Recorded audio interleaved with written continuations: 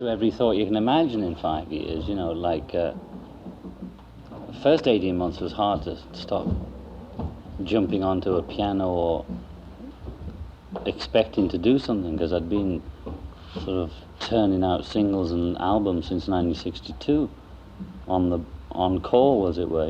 Every 3 months a single, every 6 months an album. So I was sort of like a robot. Did you you made a conscious decision to stop? Yeah.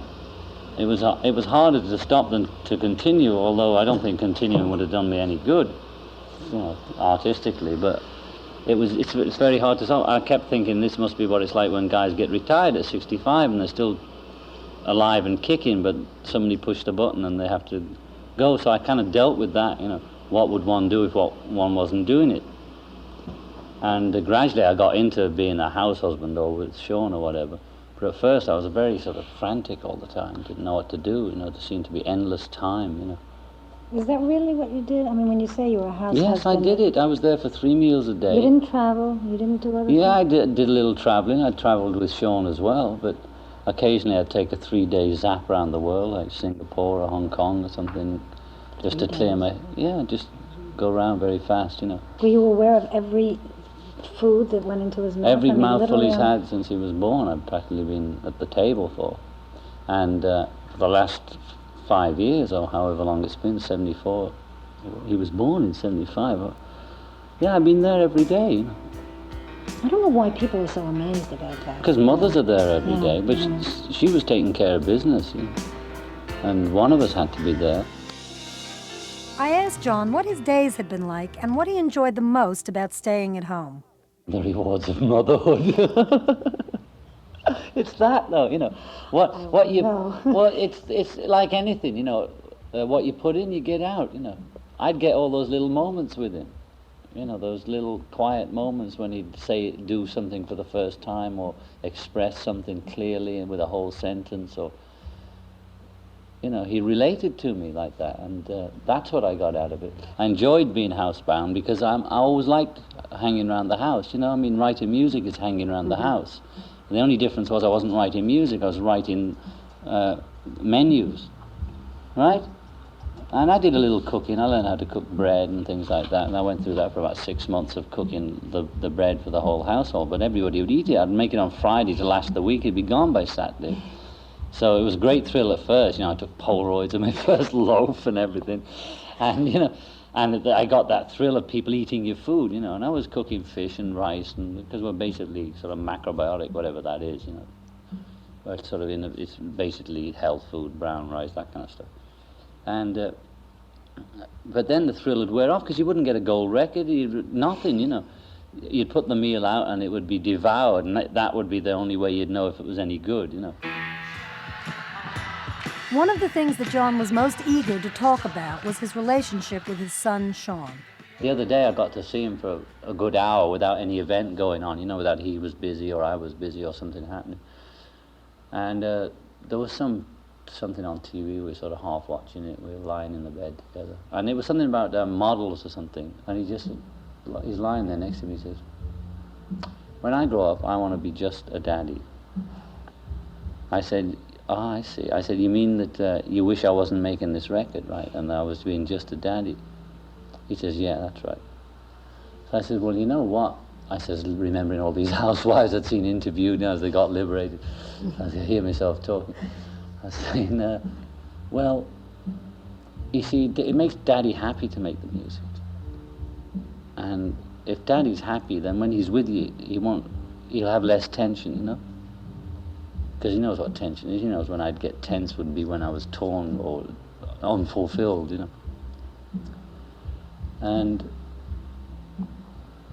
I said, it doesn't take long. It'll only be another week or something like that, and then I'll be back here with you, And he says, because I have him to the studio, once or twice a week to let him see what's going on. He says, "But you don't do anything. You just sit there." So he hadn't seen me performing with the musicians or singing, the first session, because I was too nervous after 5 years, or even after 2 weeks.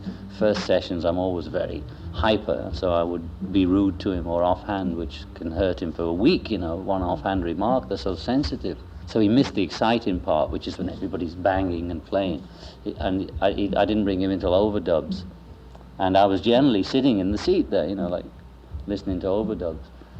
And I said, well, I'm listening there.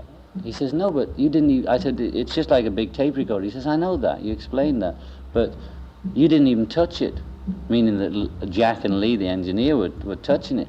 I was thinking, oh, he thinks I just don't do anything. And what he's saying is that what I'm doing isn't worth, if it's not that much fun, his idea of fun is action, it's if you're leaving me just to sit in a seat, So, we're that close that it is painful. I'm feeling guilt-ridden and racked because, what's a record compared with Child? It's nothing.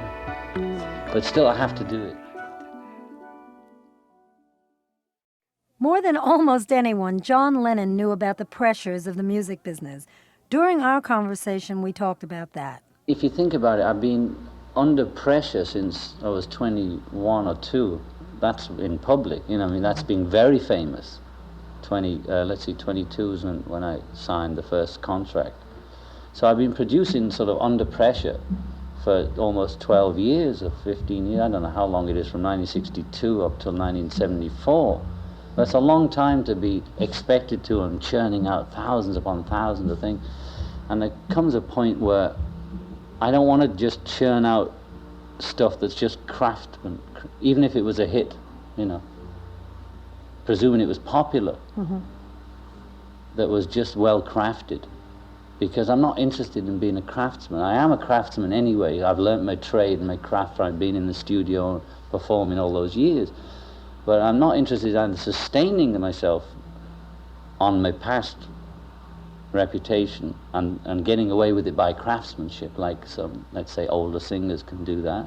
If you were just a singer, you get to be 50, 60, whatever, and your voice isn't so good, but your stage presence is such that you can, it's not fake it, but you can do certain things that people sort of, somebody said they saw Elvis, I would never see him, although I worshipped him before he went in the army and when I was a kid. But I would never go and see him in Vegas or anything like that. I asked a great fan of his, who was Mal Evans, used to work for us.